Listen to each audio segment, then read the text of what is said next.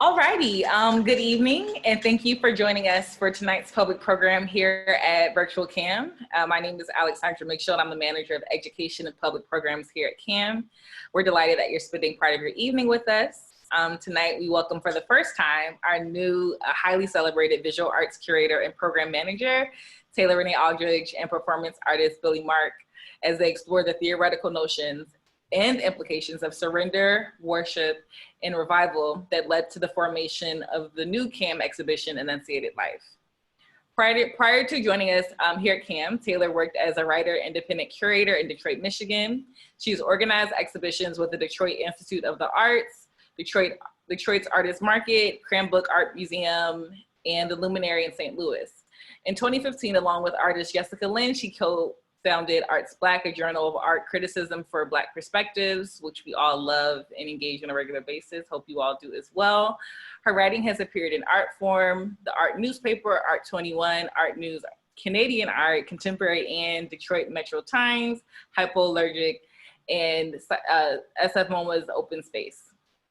Taylor is the recipient of the 2016 Andy Warhol Foundation Creative Capital Arts Writers Grant for short form writing, and the 2019 Rapkin Foundation Award for Arts Journalism. She earned an MLA from Harvard University with a concentration in museum studies and a BA from the illustrious Howard University with a concentration in art history. Taylor's highly coveted conversation partner this evening, as I mentioned, is transdisciplinary artist Billy Mark, who lives and works in Detroit, Michigan.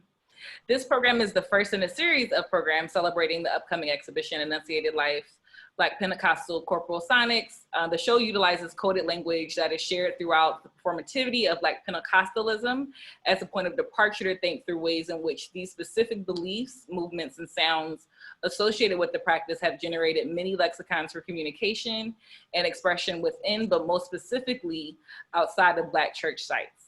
The term Enunciated Life derives from the scholarship of Sean Crowley, who in his book, Black Pentecostal Breath, The Aesthetics of Possibility, talks about the aesthetic production of breath in Black Pentecostalism.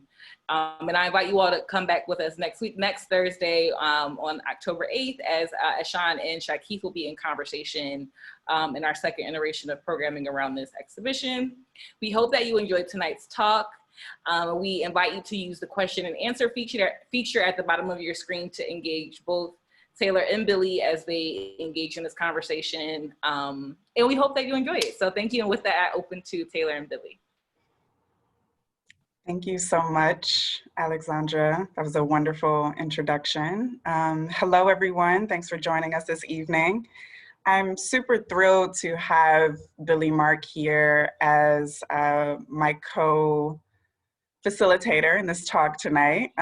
Because it's very fitting that he is the inaugural sort of program focus for Enunciated Life, because he was so integral to and foundational to the development of my thesis around this work and the exhibition itself. First as like a thought partner, and then more specifically as a contributing artist to the show. Sometime over a year ago, Billy and I, as well as the choreographer Jennifer Harge, found ourselves in casual conversation talking about Sean Crowley's book, Black Pentecostal Breath, and we decided to be in study around the book together with one another. And it was concluded that the book should be read in community with others. And so we began to be in study with this book, and it felt very much like Bible study to me, making meaning of theory and text and scripture together. And one of the questions that would come up for us often is, what does it mean to carry words and hold them in our bodies together? And so as a poet, as a performer, so much of your practice, Billy, considers the connection between body, text, and fellowship with others. Can you talk a little bit more about the practice of congregation and how it inspires and informs your practice and the way you move about the world in general? Absolutely. Well, thanks again, Taylor, and thanks again, Alexandra, for having me here. I remember when we planned on having that little meeting, and we met for the first time, and everybody bought the book, and we're like, all right, let's read the introduction.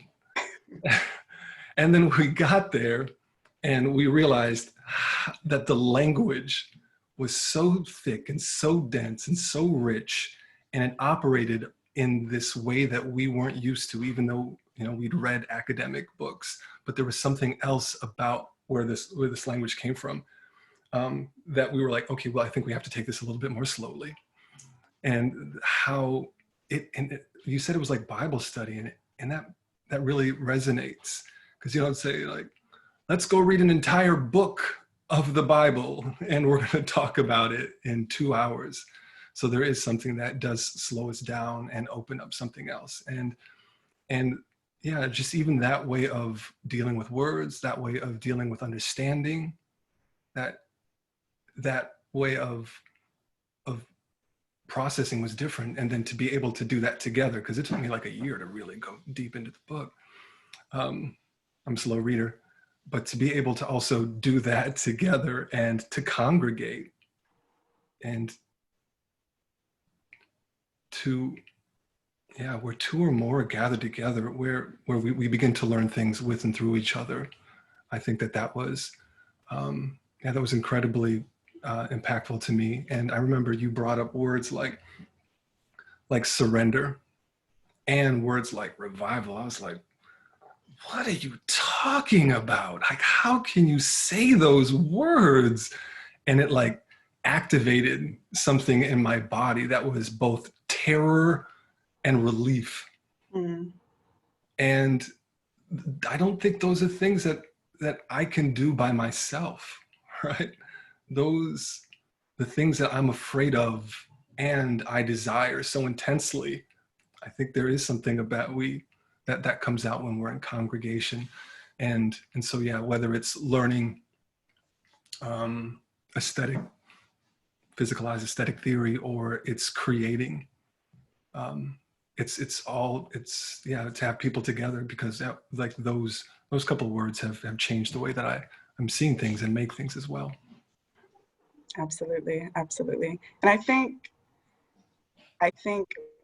for me, as a person who is able to digest theory relatively quickly, and I had started getting into a really fast pace of like trying to finish a book in a week, you know? Yeah. And there was, I felt that you and Jennifer coming in and sort of saying, you know, let's read this book together. I felt that it was a divine intervention, which ultimately allowed me to slow my pace, which was necessary for the reading of the book. And then also when we would meet, you know, I was really interested in like talking about the overarching concepts and like trying to quickly like get through the book, think about these chapters as a whole. And you and Jennifer just were working in a different pace. And specifically, you know, this, again, you thinking about those specific words that were brought up throughout the process. And I was just highlighting words that were existing in the text. But you would slow us down and say, oh, that word that's doing something to me. Let's sit with this, you know? And we would spend entire sessions just thinking about revival, thinking about surrender, thinking about worship, or whatever the word of the day was. So I'm really just appreciative to that pace that I feel like ultimately prepared me for this year that we're having, you know, which is also requiring a very specific pace for us in the wake of pandemic and uprising and you know, so many other things. And so since then, you've developed several different works, most of which seem to be pretty participatory and products of congregation, deep congregation, whether it be with people in Detroit writ large, or specifically with performing circles, poetry circles, spiritual circles that you're engaged in. And so I want to transition to talk specifically about the work that's featured in Enunciated Life, entitled Transmedia Prayer. Can you provide some background on the development of this specific work? And yeah, just tell us about the making of that work and the history behind it. Yeah, and you said it well. These different circles that I run in. You have the spiritual circles, you have the religious circles, you have the religious spiritual circles, you have the art circles, you have all these different spaces and all these different communities, and in some ways all these different identities that are in me. And so I came across the term, I think it had been around for a while, but transmedia as a way to kind of tell a story across different media, which we see that in the Marvel comic universe or in like Star Wars, where it can be a movie or it can be a comic, or you can have like a little action figure that the kids are playing with and their imaginations are creating that story. So I thought that was something resonated in me about that form. And then you also see it in brand building as well. Like, how do I use different platforms in order to create a story? And then I think just this idea of, well, what if it's not necessarily a story that we're telling across different mediums? What if it's a prayer? And this comes back to what you kind of alluded to before, but this ongoing, what is it? Is it question, ongoing relationship I have with exploration of embodied prayer.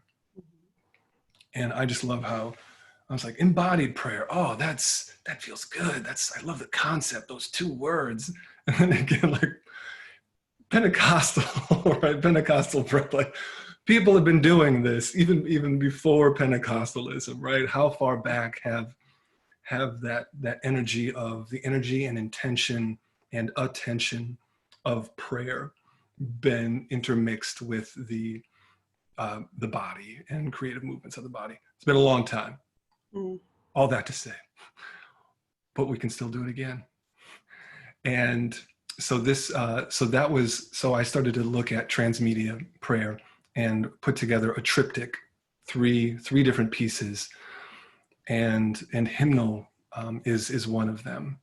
And I'm not going to talk about the other two because I think that's part of the fun, is knowing that there's other things out there beyond our attention and our scope that we have to deal with and that we have to reckon with and that we get to love and think about, but we also can be really present here and just talk about this.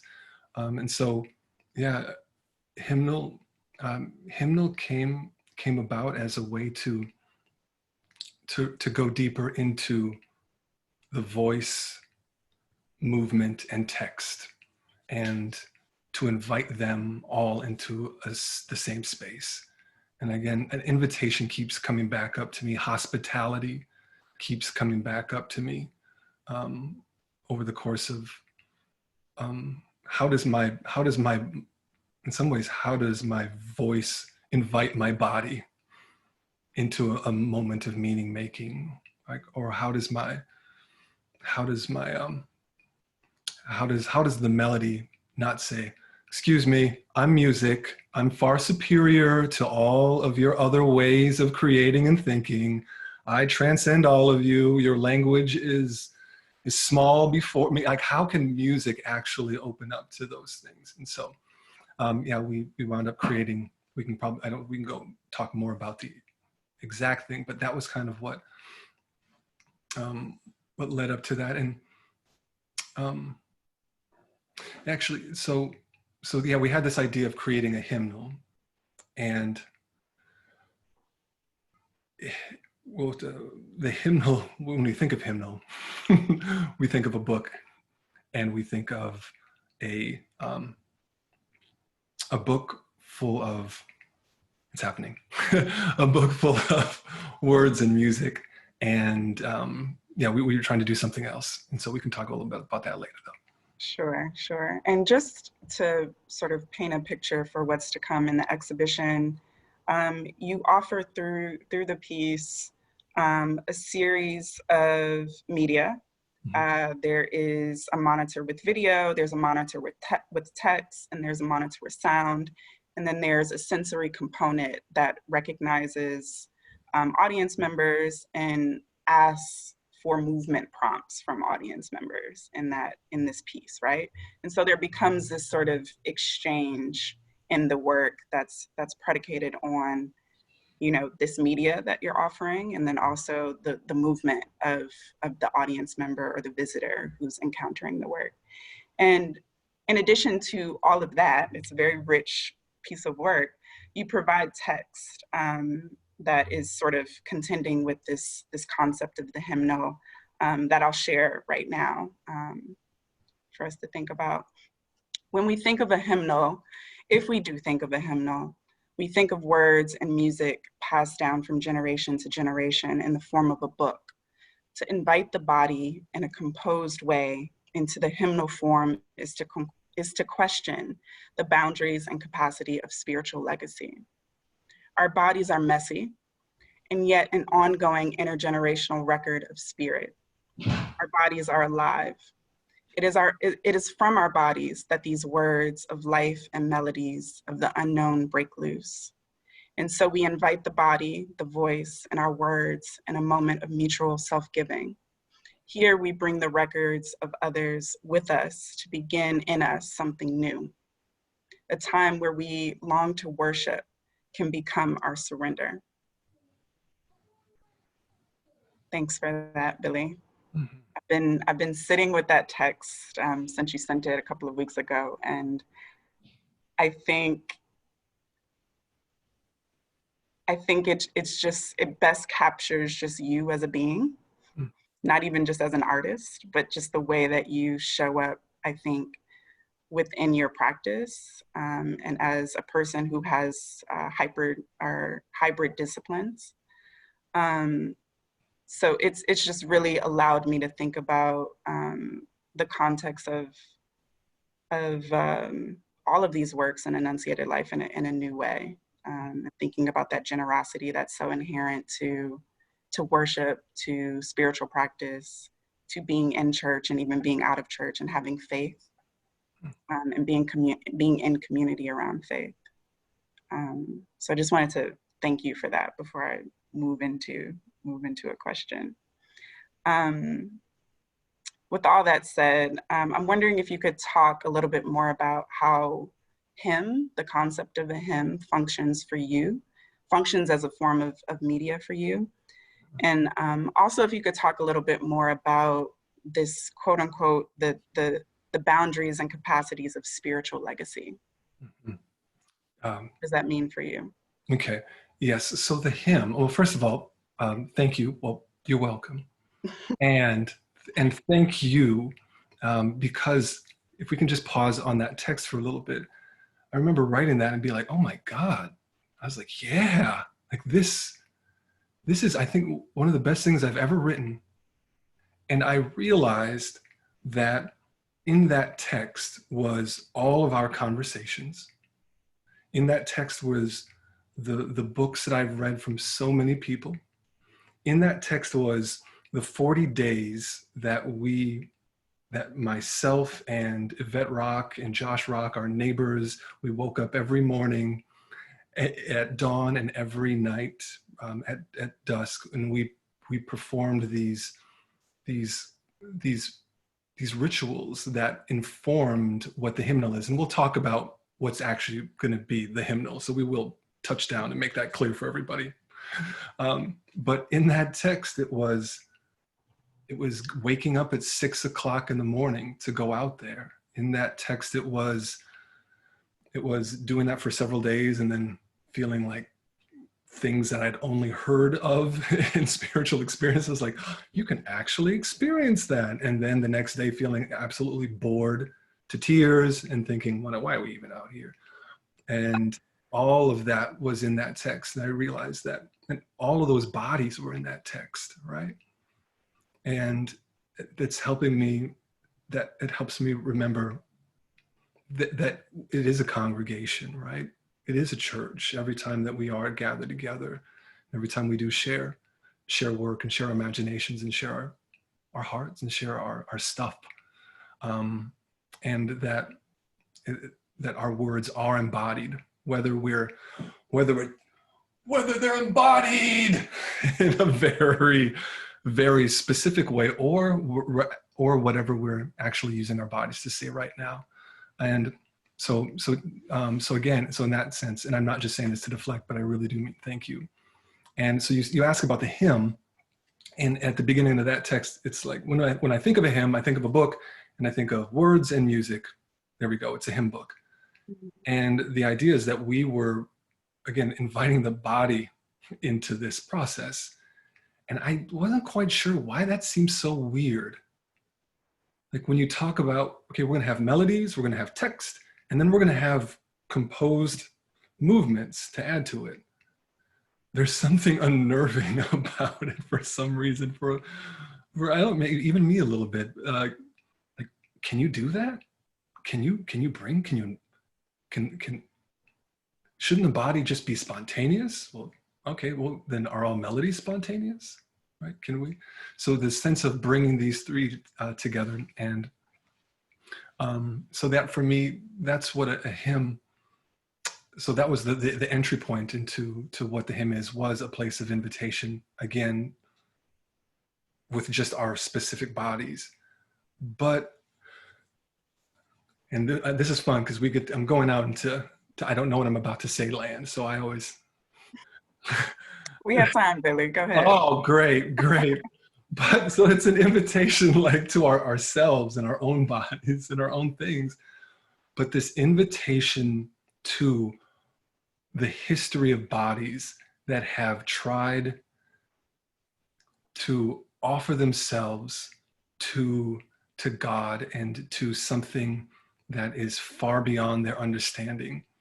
Like the history of all of the different cultures and all the different ways that we've tried to do that. And then the history of the cultures that have led to our specific bodies here, right? What does it mean to hold on to those pathways that have been developed, and to move our bodies into those places? What does it mean to invite that heritage down? And I think part of the inviting is, it comes back to surrender, and it comes back to humility, because don't we want to reinvent the wheel? Right?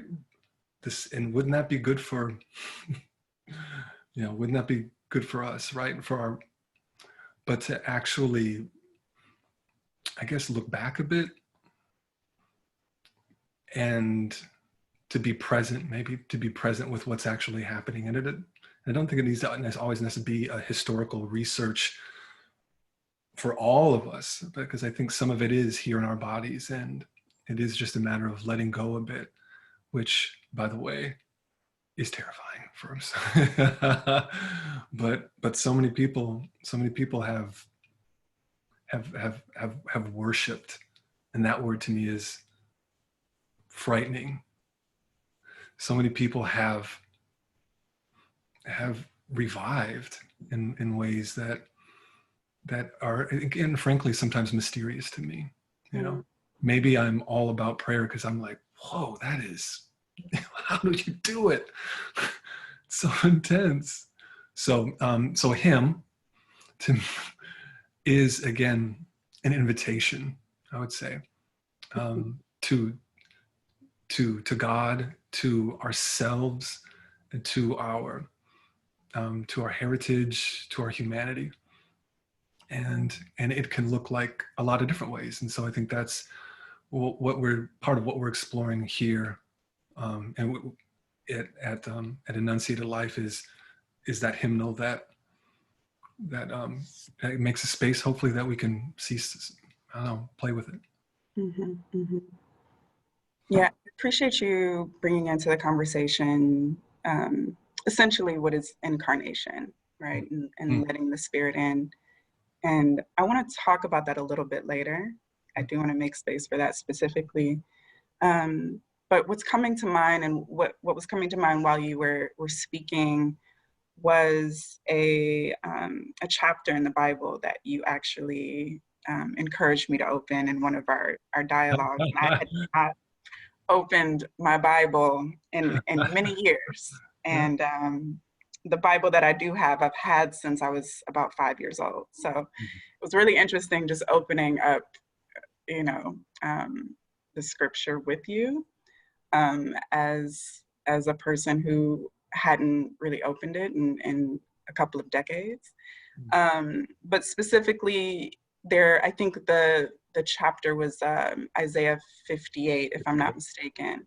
And there was a line that just continues to sit with me. And again, like you brought me to the text, you sort of allowed me to think through the text in a way that considered my own body and the body of others.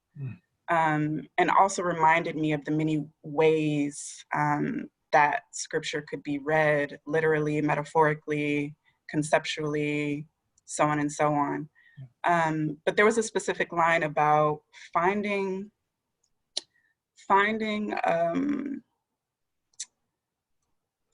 I think it was salvation or satisfaction in the needs of the oppressed. Was, I think, at the crux of that chapter. And I feel that so much about what has driven this work and also what's driven this exhibition is thinking about an oppressed condition. And while leaning into faith, knowing that your survival is being undermined, right? And you're constantly being oppressed. But what does it mean to persist in a faith in the wake of all of that, right? In the wake of pandemic, in the wake of fires, in the wake of police brutality, so on and so forth. And I think, there's a lot to be said about the Black church and Black spirituality. But what I'm getting at in this exhibition is that audaciousness and that attending to faith in spite of all of the things that are so pervasive, specifically for Black folks, right? Yeah. And then also that generosity of finding satisfaction in the needs of the oppressed, right? There's a generosity in that, and that generosity I feel is inherent to many Black spiritual spaces, So yeah, I just want to hear you talk about that specific scripture, because I know it is one of your favorites, and I know that it guides a lot of what you do and the generosity that you move about the world with. So yeah. You said finding salvation in the needs of the oppressed? I believe it's either salvation. I don't care whatever it is. It doesn't matter to me, whatever it is. That is, that made me emotional. Like, I was like, am I gonna cry on a Zoom call right now? I don't. It's okay. It's okay. Finding salvation in the needs of the oppressed. I mean, I don't think there's any much more. Like, for me, I could just go home. I am home, never mind. So that's so powerful. And I have to be honest, like, as you were talking about that, I just kept thinking, where are the elders right now? That's what came to me. I was like, uh-oh, I need an elder's voice right now to talk about that. And you talk about enunciated life. This need for each other to answer our questions, as opposed to figuring it all out from my social media feed or whatever. You know what I mean? I'm like, I think I've got it, because that's what I was doing. The book a week, I'm with you. You know what I mean? Wait, the bibliography opens up to 100 more. Oh, I thought I had it. Got to keep going. It's endless. But the sense of that we need each other to answer these questions, and like we do need kids to answer these questions. And actually, one of the voices in the hymnal is a 2-year-old holding forth, right? And we do need the elders. And that to me is, because that's life, that whole long thread of beginning and end is useful. And I think I'm starting to respond to some of the places where I'd like to put out my ideas, with realizing, wait, I need to talk to somebody else. Because when you say, like, what does it mean to find satisfaction in life when you've got the grind, the stone grind pushed against your chin, and you don't have any room to move? But if you can still, how do you still find peace even when you can't smile, even when the grind is pushed so close that your lips are forced into a different position? How do you smile in other ways? Like, how do you find peace? How do you find salvation? How do you find hope? And like, I haven't found that, you know, in so many different places. I have, whenever I heard a queen, I won't quote her name for any reason, but I heard a 90-year-old woman yesterday, in the midst of where we are at in our world, talk to me about love. And she shut down that Zoom call. I'll tell you that right now. We didn't know what to say. We didn't know what. We're like, and that and it was so powerful. So that to say is, and so I want to answer it for that reason. And two, I will say, and Isaiah 58 is a really powerful and impactful verse for me, but honestly, it's really impactful for a lot of the people who I care about as well. And actually, it almost means more to them. And it does, I want to say, it does mean definitely a lot to me, and Isaiah is incredible. And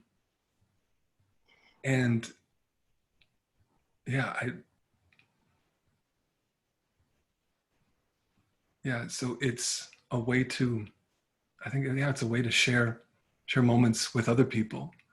And it's not just, you know, for this project obviously wasn't just about a specific verse I liked, but if you, like, when you talk about salvation and the needs of the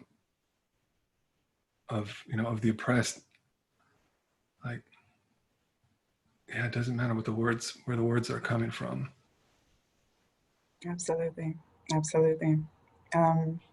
So many of our conversations have been concerned with, again, these theoretical notions and implications of surrender, revival, worship, and specifically thinking about the meaning of these three words. Surrender has shown up a lot for me during the making of this exhibition, and thinking about curatorial work as a way of surrender, thinking about working with artists as a way of surrender, even, you know, deciding to move across country and take this wonderful job at CAAM as a way of surrender. I've just been really leaning into the practice of surrender, both in an aesthetic and outside of an aesthetic form.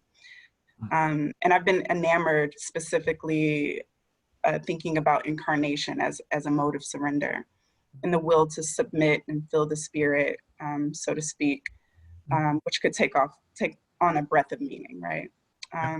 And so Enunciated Life is concerned with that audaciousness, that audacity, that faithful act of surrendering in all aspects of life to make it more capacious, full, and vibrant. And then there's revival, which is the improvement of a condition. And then there's worship, which brings to mind what you were just talking about, this sort of reverence for a thing or a person or an elder. I'm thinking about when I think about worship. I think so much of my personal beliefs are couched in this, like, this practice of deference for what's come before, right? And so I just want to hear you talk specifically about those three words, and how they've been prompting you in the past. It's been over a year now since we've read that book together, right? And these words have shown up for us. I just want to hear the ways that it's, you know, we got about 15 more minutes before we take questions, but, you know, just just keeping that in mind. But I just want to hear you talk a little bit about those three words and how it's just been showing up in your life. Yeah. Oh man, let's start with revival. I remember I was like, who is she? How can she say this word? Well, let's start with the revival because that's the one that's probably farthest away from me. To be revived means I'd have to know what needs to die first. And I think I'm still finding out what needs to die in order to be born, in order to be revived, right? And death is not a bad thing. Death is just a thing. Absolutely. And, oh man, right? Okay. And so death, and I think, and sometimes when I do get close to the word revival, it often kind of works like this. My little fingers start coming in like revival. How can I help? Because I'm so nice. How can I help make revival? Like you think of like the Pentecostal movement, that a breath of wind threw down into the bodies of all of these diverse backgrounds and people and just flooded them, and they're talking crazy, and this is different than my talking crazy, right? This is talking crazy, right? Something happened there, and I'll put my hands down now. And so I think realizing one is that my desire for some kind of movement like that, but also my respect for what I need to let go before I fully engage something, before I'm fully open to something like that. So surrender, like since that conversation, it's continues to be difficult for me, but now I see it everywhere. Whereas before it wasn't on my plate, or if it was on my plate, it was an ideal, like, yeah, surrender totally. But to actually surrender with your body, to surrender with your heart, to surrender with your mind, that's to surrender with, to surrender your spirit. All of this stuff is becoming clearer. Like it's just all over the place, and it's stuff that I and probably we've already been engaged in in so many ways. Like, how do you make a really good work? Like, that's surrender. How do you be in a loving relationship? Oh yeah, that's surrender. So it's been important to realize that I may feel so far from it, but it is everywhere, and it is available at every turn, and it shows me, where I don't want to be weak, and then in some places I can discern it in those moments. That to say is a surrender, but I was sharing one of the things that I just want to. I realized that when it comes to surrender, I wanted to get my house in order. I wanted to be ready. I wanted to be good enough. I wanted to have my website done. I wanted to have my bank accounts in order. I wanted to be responsible. I wanted to be seen as responsible. I wanted to be seen as responsible for love. And that's not how unconditional love works. And that's not how unconditional love works. And I get to wrestle with that, right? And I get to do it, but starting to see it everywhere has been part of the fun of wrestling at all these different places. Yeah. I think you brought up a really important point that I want to tease out a little bit. That's sort of like tension between the desire for surrendering and like doing all of the things that you feel like you're supposed to do. I'm thinking about, if we're in the church context, I'm thinking about elder Black women out front, falling out, Mm-hmm. you know. It's a performance sometimes. Sometimes it's a performance.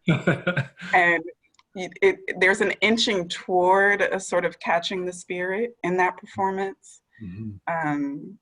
You know, being very in tuned and attuned to the word that's being preached throughout the space. But it's different to ready a surrendering and desire a surrendering, as opposed to just moving about life and being open and making yourself vulnerable to surrender and to being possessed by the spirit, right? And I don't know, I think that that tension is worth naming. I don't know where I wanted to go with that, because it's not really a question, but there's that tension is there, you know, between that wanting and between just walking about life, being open to being exposed, you know. There's a precarity there, but there's also so many things that are gained from that way of operating in the world, you know. Yeah, you took it deeper. That's the old double the old double surrender. I'm just speaking from experience, Billy. Speaking from experience, you know. So I've got a plan to surrender, and I'll put it in the chat. Exactly. 5-point plan on how to surrender. At 5:05 p.m. it's gonna happen. And then you stop, right? Like how much, like especially in art, right? We see this in art all the time. Like you just stop trying to figure it out, and you're like, you know what? I'm gonna go for a walk, and I'm gonna do something else because I'm tired of it, and I'm just gonna make some macaroni. And what I love too is, and this may be actually depressing, but it's before a piece is done. For me, that's like there's this idea of the piece, and then there will be a point where it like breaks. It breaks open, and I've lost control of it. And then something else happens, and then it's like it's almost showtime, or it's almost ready to go, and you're like, oh, I don't know if this is going to happen again, but it does. And then after it happens, oh, that happened. That was great. What a wonderful experience. I don't think that'll ever come back though. That was it. It's over. No more. And then it does, but we don't know how. And then once it comes back, we're like, yeah, I knew it'd come back. Yeah, that's right. It's totally, I made it happen, and this is great. And I'm back, and I'm building up on this thing again. And just the depressing part is like, oh, will I ever learn? No, probably not. Probably not. It'll probably do that cycle, but I just want to kind of connect with what you're saying of the thing of being surprised, being inspired, you know, and being open to that. And maybe part of that, part of the job, I know in the arts, for me, it's just been trying to maintain that openness and withstand the pressure to close. I want to start bringing in some of these questions. Someone asked a while ago if I could just repeat the book that we were in study around. It's called Black Pentecostal Breath, The Aesthetics of Possibility, written by Sean T. Crawley. Incredible book, and it's been cited as a point of departure for the exhibition Enunciated Life. And then another question, a really interesting question: what does surrender mean in relationship to embodiment? Casimir, you. It could be either one of us, but okay, you're the performer, so. Okay. What does surrender mean? I'm going to defer to you. What does surrender mean in relation to embodiment? Wow. So I think two things. One is on the physiological level, it could be a relaxing of the muscles. That's the first thing that comes to mind. A relaxing of the muscles. On the mental side, it would be a surrender to trusting the wisdom of the body. And I think of, a friend who has practiced this and talks a lot about this, Stephanie Cohen, about trusting the wisdom of the body. Mm. And so we have to allow our minds to surrender in order to become embodied, to be our full bodied selves. And then also I think about what are the pressures that are pushing in on our bodies from external forces, and how are we aware of those, and how do we respond to those in ways that are tightening our physical choices. So I think, and I think, boy, and now, man, that has to go back to the elders, though. What does surrender look like there? Gah! So that's, we'll leave that one there. I think this next question is kind of piggybacking off of the last one. It's a good follow-up. Could you talk about the role of spirit/spiritual in building personal and collective Black, which is in parentheses, resistance?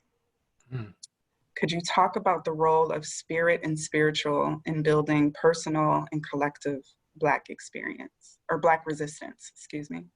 Absolutely.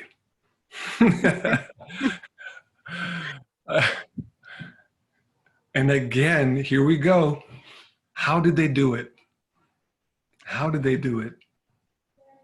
Mm-hmm. How do we remember, right? Bring our bodies back together.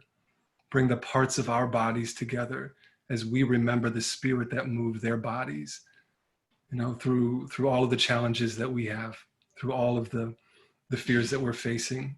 They're not novel. They're not unique. They're not more. They're not less. They're real and they're present. And there is a heritage of spiritual activity that has manifested itself in a multiple of political manifestations and social manifestations and religious manifestations. But it's there and it's present and it's for us, and it's an inheritance, and it's a matter of bringing our bodies back together through remembrance. Yeah, I agree with that. And I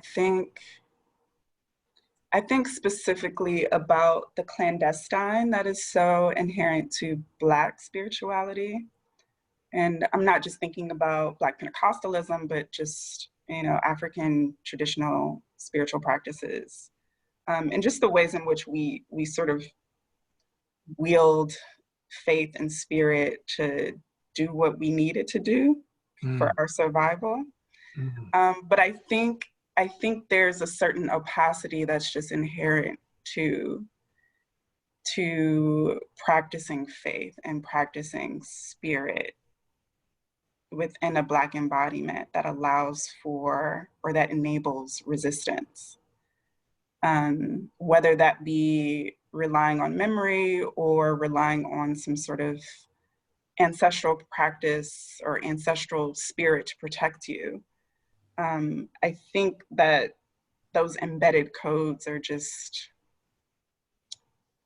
very foundational to practicing spirit, and practicing any form of religion within a Black embodiment. So yeah. I think, and this is probably for another time too, but the words surrender and resistance, so close to each other. Oof. And this is, I would say, I don't want to say above my pay grade, but I mean, this is deep. This is so deep, and it's potentially dangerous, right? And there's powerful, that's the word, to have those so close to each other, resistance and surrender. So thank you for, what you're saying there, Taylor. Well, thank you for that question to the person who asked it. I do, maybe there's something to tease out there too, in terms of like, because surrendering is, again, this exposure, this vulnerability, this making oneself available, giving oneself up to be subjected to anything, right? So it is a courageous act. It's also an act of trust. And in relationship to resistance, I think about surrender as, if we think about protection, we think about protection as something that's like, very courageous. I'm thinking of an armored body, something that's very well thought out, very strategic. To protect yourself, you have to have a plan, right?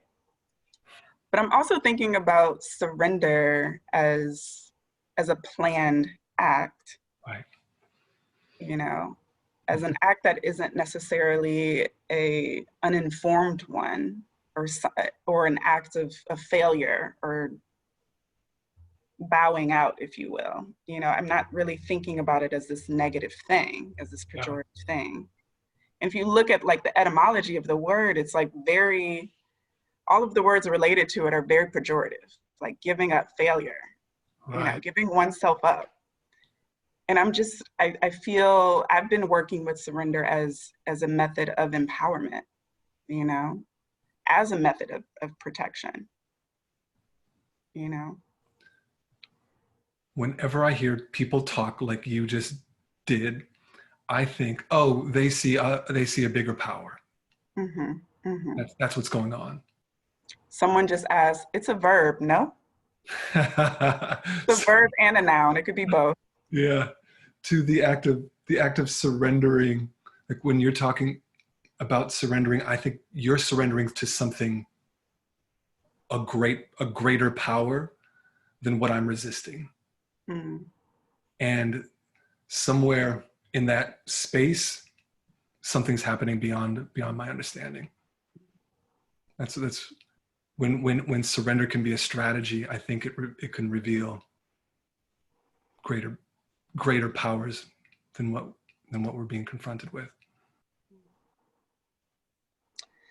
I want to, we don't have any more questions in the queue, but I do want to bring it back to the work before we close out.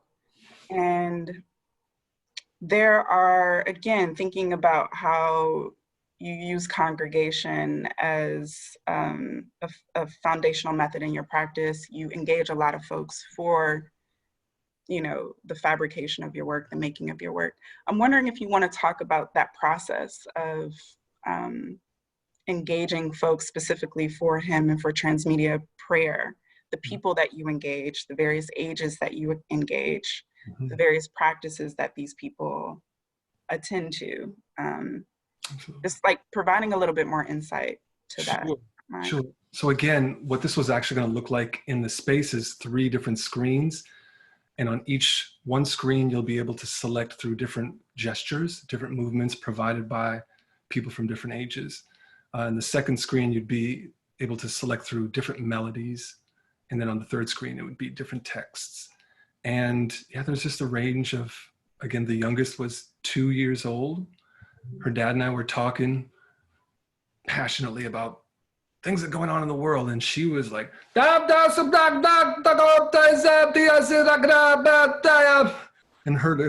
moving her little hands. And it was just so powerful. Her little tongues that she was communicating, the life coming from her. And I also think of Roberta, who had just gotten back from church. And I remember she walked up to the studio and she was dressed in all white. And she got up there and she was like, wait, what are we doing again? And I tried to explain everything. She's like, oh, okay. And then we went into the other room and I heard myself and another woman heard her sing. And there was something in the first couple notes that she sang that made me forget about everything I'd read in a long time. And it brought me to some place. And I remember going in there, talking to her afterwards. And we talked about surrender. Man, this word. it's I'm probably tired of it. I feel like, oh, sweet. But without talking too much about her personal experience, but she was like, I was singing to Jesus, and I was like, damn, I felt that, and I felt every year of her doing that, and that ongoing, I won't say the word, that ongoing releasing of other options and things, and the way that her voice, she had perfected. There's something that she was doing that led me. I was like, oh, that's a worship leader. What a strange, like I say, what's two strange words together, but something about what she was doing brought me to that place. And within a couple things. And so, yeah, working together with other people. And, you know, we talk about, you know, like inviting and relating to what has come before us, but also inviting and relating to our congregation, and to perform liturgies. And I really like that word, even when a lot of people don't. People, they're like, liturgy. For me, what I love about it is it's the work of the people, and it's a form that, and I really like it when it's done somewhat collectively, is you know, when we're forming something together as well. And it is, and we do get to learn from each other, and we do get this experience. And so the end experience is going to be all of these individual offerings that we get to go into a space of contemplation, right? The gallery or the museum, and we get to listen and to mix and match, and to learn from these different things. And again, with the transmedia, right? To create our own invitations, to make a space to invite.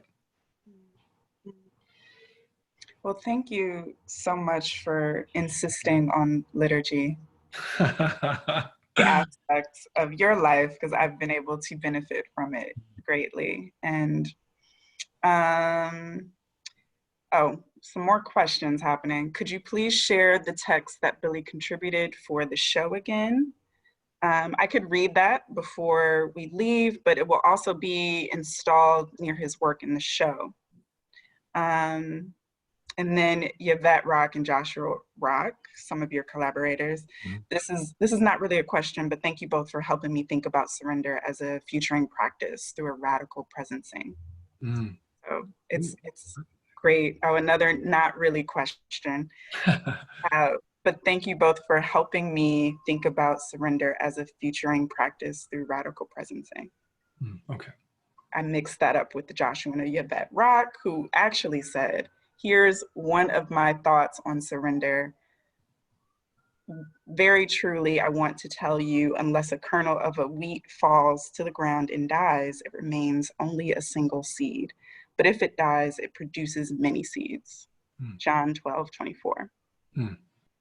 So I think that's a great closure. Yeah. And then if we have 2 minutes, so I'll just read hymn one more time, this text that you contributed. When we think of a hymnal, if we do think of a hymnal, we think of words and music passed down from generation to generation in the form of a book. To invite the body in a composed way into the hymnal form is to question the boundaries and capacity of spiritual legacy. Our bodies are messy and yet an ongoing intergenerational record of spirit. Our bodies are alive. It is from our bodies that these words of life and melodies of the unknown break loose. And so we invite the body, the voice, and our words into a moment of mutual self-giving. Here we bring the records of others with us to begin in us something new, a time where what we long to worship can become our surrender. Thank you so much, Billy, for being a doula to this exhibition in many ways. Holler. I appreciate you. Same. Thank you. Alexandra, please feel free to close us out. I'm so in a deep space listening to you, and my hair is tied up now. This was incredible. I want to say that personally, I feel I was texting our deputy director about this because, you know, doing this work, you're never thinking about yourself being enriched. You're thinking about what the audience is going to take in. But this has been such an incredibly nurturing and fulfilling conversation for me to listen, and it feels so intimate, and I'm just so thankful to both of you for sharing this evening, and it's really been an honor to listen and to engage. And I hope I obviously see that our public feels the same in the question and answer here and the comments, and so thank you both. Sincerely, a huge amount of gratitude to you both. Yeah. And I hope you all will be able to come see Enunciated Life in person. You know, hope, fingers crossed, we'll be able to, you know, have the show open to the public and welcome you to the museum. And yeah, so thank you. I can't say thank you enough. I feel like I just keep saying thank you. Thank you. No problem. Thanks for facilitating. Absolutely. And I hope you all have a lovely evening, and we look forward to welcoming you back to CAAM when it's safe to do so. So have a great evening, and thank you all. Have a great night. Peace.